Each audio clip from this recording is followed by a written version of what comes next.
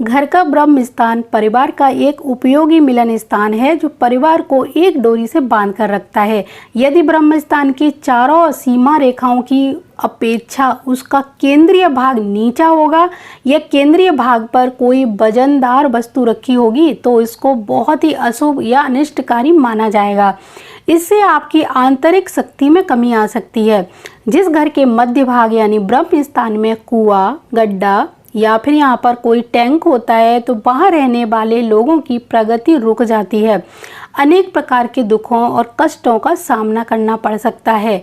इसके साथ ही साथ कई बार शारीरिक गंभीर कष्ट भी देखने को मिलते हैं, जिसमें रीढ़ की हड्डी, पेट वगैरह के जो ऑपरेशन होते हैं वो भी इस चीज़ में शामिल हो सकते हैं। इसीलिए इस स्थान को हमेशा ऊंचा रखना चाहिए। यहाँ पर कुआं, गड्ढा आदि जो भी कुछ है उसको बंद कर देने से समस्या का हल या समाधान हो जाता है। यहाँ पर आप तुलसी का पौधा रखेंगे तो बहुत ही सर्वश्रेष्ठ माना जाएगा। तो इस तरह से आप अपने ब्रह्म स्थान को दूषित होने से बचा सकते हैं।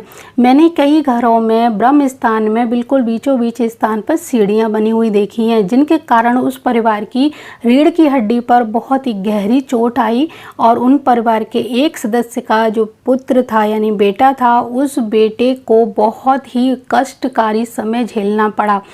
कई घरों में ब्रह्म स्थान वाली जगह पर रसोई घर या टॉयलेट भी बने हुए देखे हैं, उनको तुरंत बदलने की सलाह दी गई है। ब्रह्म स्थान एक बहुत ही ज़्यादा पॉजिटिव एनर्जी का केंद्र होता है और इस केंद्र पर जब हम इस तरह का कोई दूषित निर्माण कर देते हैं तो वो केंद्र की जो ऊर्जा हो जाती है वो नष्ट हो जाती है, क्योंकि हमारे घर को जो सांस है वो इसी जगह से मिलती है यानी केंद्र स्थान से। जब केंद्र को ढक दिया तो हमारे घर में एनर्जी का फ्लो रुक जाएगा और फिर घर में शुरू होंगी बहुत सारी परेशानियां।